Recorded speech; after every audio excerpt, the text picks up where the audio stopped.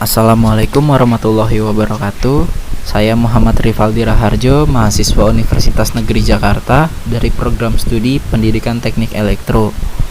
Pada kesempatan kali ini, saya akan menyampaikan materi tentang muatan listrik, medan listrik, dan hukum Gauss. Mari langsung saja kita bahas. Pertama, muatan listrik. Muatan listrik adalah muatan dasar yang dimiliki suatu benda yang membuatnya mengalami gaya pada benda lain yang berdekatan dan juga memiliki muatan listrik. Simbol Ki sering digunakan untuk menggambarkan muatan. Sistem satuan internasional dari satuan Ki adalah Coulomb, yang merupakan 6,24 dikali 10⁻18 muatan dasar. Ki adalah sifat dasar yang dimiliki oleh proton maupun elektron. Apabila kedua muatan listrik yang berbeda, positif dengan negatif, itu didekatkan, maka mereka akan saling tarik-menarik. Namun, apabila kedua muatan listrik yang sejenis, positif dengan positif atau sebaliknya, akan saling tolak-menolak. Bisa dilihat pada gambar berikut. Muatan listrik itu dapat dinotasikan dengan menggunakan simbol Ki dan memiliki satuan Coulomb. Hukum kekekalan muatan listrik. Jumlah total muatan listrik yang dihasilkan pada setiap proses adalah 0. Jika suatu benda atau ruang mendapat muatan listrik tertentu, maka benda di dekatnya atau ruang di sekitarnya akan mempunyai muatan yang berlawanan dalam jumlah yang sama. Benjamin Franklin berpendapat jumlah muatan yang dihasilkan pada suatu benda dalam satu proses akan menghasilkan muatan yang berlawanan dalam jumlah yang sama pada benda lainnya. Hukum Coulomb. Hukum Coulomb adalah hukum yang menjelaskan hubungan antara gaya yang timbul antara dua titik muatan yang terpisahkan jarak tertentu dengan nilai muatan dan jarak pisah keduanya. Hukum ini menyatakan apabila terdapat dua buah titik muatan, maka akan timbul gaya di antara keduanya, yang besarnya sebanding dengan perkalian nilai kedua muatan dan berbanding terbalik dengan kuadrat jarak antar keduanya. Berikut adalah rumusnya. F12 sama dengan F21 sama dengan K dikali Q1 dikali Q2 dibagi R kuadrat, di mana F12 merupakan gaya pada muatan 1 oleh muatan 2 dengan satuan Newton. F21 merupakan gaya pada muatan 2 oleh muatan 1 dengan satuan Newton. R merupakan jarak antara muatan 1 dan muatan 2 dengan satuan meter. K merupakan tetapan perbandingan, disebut dengan tetapan hukum Coulomb. Nilainya tergantung pada medium di mana benda bermuatan tersebut berada. Untuk ruang hampa atau udara, nilai K sama dengan 9 dikali 10⁻9 Newton meter kuadrat per Coulomb kuadrat. Gaya Coulomb oleh beberapa muatan. Jika terdapat lebih dari 2 muatan, maka total gaya Coulomb yang dialami oleh salah satu benda harus dihitung secara vektor. Hal ini karena arah gaya yang ditimbulkan oleh masing-masing benda mungkin berbeda. Dapat dilihat pada gambar berikut.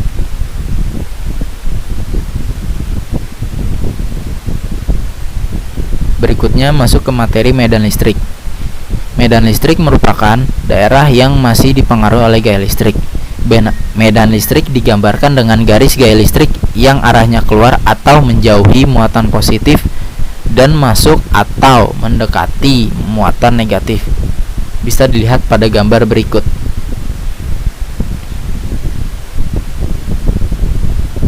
Kuat medan listrik adalah vektor gaya Coulomb yang bekerja pada satu satuan muatan yang diletakkan pada suatu titik dalam medan listrik tersebut. Secara sistematis dapat dituliskan E sama dengan F per Q, di mana E sebagai kuat medan listrik dengan satuan Newton per Coulomb, F sebagai gaya Coulomb dengan satuan Newton, Q sebagai muatan uji dengan satuan Coulomb. Garis-garis medan. Karena medan listrik merupakan vektor, kadang-kadang disebut sebagai medan vektor. Kita dapat menunjukkan medan listrik dengan tanda panah pada berbagai titik dalam situasi tertentu. Menunjukkan medan listrik dengan suatu cara pada banyak titik akan menghasilkan banyak tanda panah. yang mungkin terlihat rumit dan membingungkan. Untuk menghindari hal ini, kita gunakan teknik yang lain, yaitu garis-garis medan. Tidak mungkin untuk kita gambarkan seluruh vektor medan listrik pada semua tempat. Sebagai gantinya, dibuat garis-garis yang arahnya menggambarkan arah medan. Semua ini dinamakan garis-garis medan listrik. Jumlah garis yang dimulai pada muatan positif atau berakhir pada muatan negatif sebanding dengan besar muatan. Di dekat muatan, di mana gaya paling besar garis-garis lebih dekat satu sama lain. Hal ini merupakan properti umum garis medan listrik. Makin rapat garis-garis tersebut, makin kuat medan listrik pada tempat itu. Garis-garis medan listrik yang mengelilingi kedua muatan yang berlawanan melengkung dan berarah dari muatan positif ke muatan negatif. Pembuatan garis-garis medan listrik. Pertama, garis-garis berawal dari awal muatan positif. Kedua, garis-garis berakhir di muatan negatif. Ketiga, jumlah garis yang meninggalkan muatan positif menuju muatan negatif. Keempat, sebanding dengan besarnya muatan. Kelima, garis-garis medan listrik tidak dapat berpotongan. Berikut adalah contoh gambarnya. Kemudian kita masuk ke materi terakhir, yaitu hukum Gauss. Hukum Gauss berbunyi, jumlah garis gaya dari sebuah medan listrik yang menembus suatu permukaan tertutup sebanding dengan jumlah muatan listrik yang dilingkupi oleh permukaan tertutup tersebut. Kemudian ada garis gaya jatuh tegak lurus. Dapat dirumuskan, flux sama dengan E dikali A. Flux listrik satuannya dalam satuan internasional adalah Newton per kolom meter kuadrat atau Weber. E merupakan kuat medan listrik dengan satuan Newton per kolom. A merupakan luas bidang yang ditembus oleh medan listrik dengan satuan meter kuadrat. Kemudian ada garis gaya jatuh tidak tegak lurus. Dapat dirumuskan, flux sama dengan E dikali A dikali cos theta. Flux listrik satuannya dalam satuan internasional adalah Newton per kolom meter kuadrat atau Weber. E merupakan kuat medan listrik dengan satuan Newton per kolom. A merupakan luas bidang yang ditembus oleh medan listrik dengan satuan meter kuadrat. Theta merupakan sudut antara gaya yang datang dengan garis bidang normal. Rumus hukum Gauss. Flux sama dengan Q per epsilon 0. Flux listrik satuannya dalam satuan internasional adalah Newton per kolom meter kuadrat atau Weber. E merupakan kuat medan listrik dengan satuan Newton per kolom. A merupakan luas bidang yang ditembus oleh medan listrik dengan satuan meter kuadrat.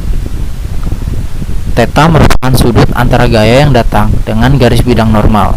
Q merupakan muatan yang dilingkupi oleh permukaan tertutup. Epsilon 0 merupakan permitivitas listrik dalam ruang hampa atau udara bernilai 8,85 dikali 10 pangkat 12 kolom kuadrat per Newton meter. Berikut merupakan prinsip untuk menggunakan teorema Gauss dengan mudah. Pertama, pilih permukaan yang medan listrik di permukaan tersebut homogen. Kedua, tentukan muatan yang dilingkupi permukaan tersebut. Ketiga, tentukan arah medan terhadap arah normal permukaan. Nah, ini adalah link channel YouTube saya. Terima kasih, semoga bermanfaat. Apabila ada kesalahan, mohon komentar di bawah ya. Assalamualaikum warahmatullahi wabarakatuh.